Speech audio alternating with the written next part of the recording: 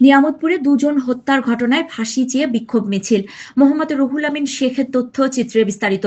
নওগাঁ নিয়ামতপুরে গাছ কাটাকে কেন্দ্র করে সংঘর্ষের ঘটনায় ঘটনাস্থলেই শরীফুল ইসলাম ও রাজশাহী মেডিকেল কলেজ হাসপাতালে চিকিৎসাধীন অবস্থায় আজিজুল হক দুজন ব্যক্তির হত্যার ঘটনায় প্রধান আসামি রফিকুল ইসলাম ওরফে লালচান সহ ঘটনায় জড়িত অন্যান্যদের ফাঁসি চেয়ে বিভিন্ন পেশাজীবীদের অংশগ্রহণে বিক্ষোভ মিছিল হয়েছে। নিহত দুজন সম্পর্কে আপন চাচাতো ভাই।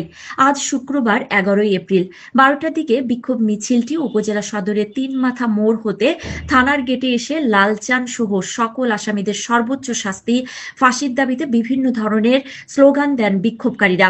এ সময় বুধুরিয়া ডাঙ্গাপাড়া গ্রাম সহ বিভিন্ন এলাকার প্রায় 1.5 শতাধিক নারী ও পুরুষ পেশাজীবী সুশীল সমাজের নেতাকর্মী মিছিলে অংশ নেয়। পরে থানা ভারপ্রাপ্ত কর্মকর্তা ওসি হাবিবুর রহমানের অনুরোধে বিক্ষোভ মিছিলটি উপজেলার বন বিভাগের সামনে গিয়ে শেষ হয়। অতিরিক্ত police super Manda circle Zakir Hossain বলেন, গতকাল বৃহস্পতিবার সন্ধ্যায় ঘটনাস্থল পরিদর্শন করেছি। ঘটনাটি অত্যন্ত লোমহর্ষক। এ ঘটনায় যারা জড়িত তাদের কাউকে ছাড় দেওয়া হবে না।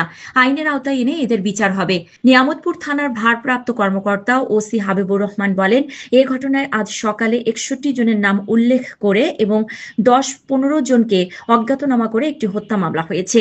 নিহত দুজনকে ময়নাতদন্তের জন্য মর্গে পাঠানো হয়েছে। গ্রেপ্তার 12 জনকে আদালতের মাধ্যমে জেল হাজতে পাঠানো হয়েছে।